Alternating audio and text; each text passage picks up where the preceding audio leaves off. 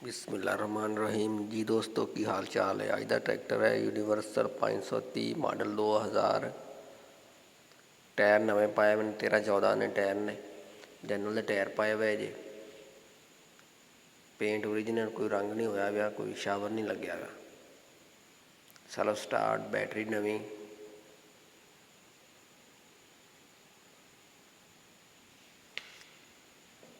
Eight जनाब tyre check करो, पिछला रिम चेक करो। ओरिजिनल पेंट जनाब, कोई पेंट नहीं होया हुआ कितों भी।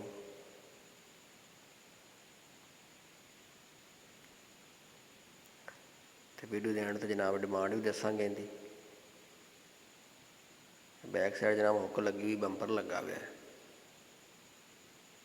हुक बंपर लगी हुई, बैक सीट लगी हुई जी।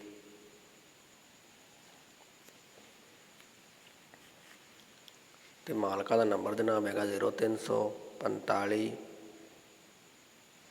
46 71 134। तो मालक जनाब मेरी डिमांड करते हैं 5,75,000 यानी कि पौने 6 लाख। तो मौके पर प्यार मुहब्बत कर लैणगे।